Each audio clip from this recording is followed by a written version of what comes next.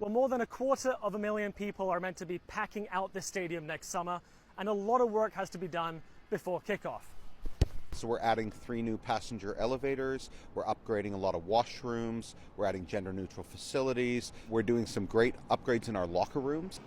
The stadium has come a long way since its construction. In 1983, it opened with a pancake-like inflatable roof and a ceremony presided over by Queen Elizabeth II. In 2010, the stadium underwent a major renovation, $514 million for a rebuild that swapped the dome ceiling for a retractable roof. And now, the BC Pavilion Corporation, the provincial crown agency that runs BC Place, says the latest upgrades and operating costs for the World Cup could reach $181 million. Rain or shine, we hold the line. At a time of significant labor unrest, Concordia economics professor Moshe Landa says the money could be better spent. What is being done is not actually even going to outlast the World Cup itself. When you have an indoor stadium, how are you going to maintain that grass going forward? You're not. You're going to rip it out as soon as the games are done, and you're going to go back to that hybrid that's currently used for Vancouver's MLS team. So even there, that's money wasted. And cost isn't the only concern. The location that was once sold as a strength if you're in Georgia and Granville, it's all of 6 blocks to walk to the stadium. Is now the focus of criticism. Is just sandwiched between a whole bunch of highways. You're already talking about kind of a trapped population on a regular Monday to Friday.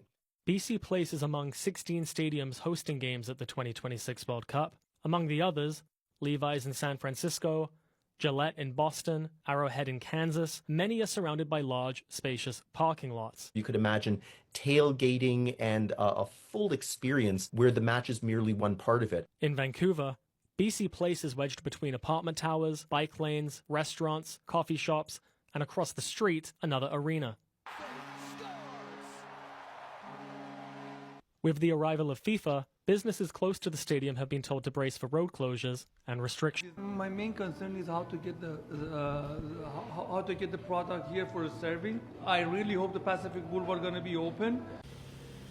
Across the street from Meddy's Bakery and just a goal kick away from the northwest gates of BC Place sits a construction site. Reliance Properties is redeveloping a century-old warehouse. When I think of the number of people who are going to see our building, which will be there looking brand new and beautiful at that time, it far outweighs any disbenefits from some temporary road closures. Of course, it's not just buildings that will be on display during the tournament.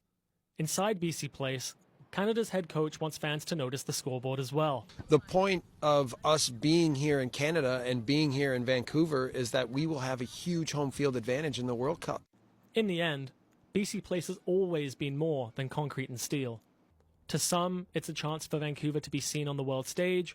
To others, it symbolizes an aging money pit. And for those working inside the stadium, it's an opportunity to be part of something special. I almost get emotional about it. The team here at BC Place is world class, and there are people every day coming to work, trying to make this place better every day.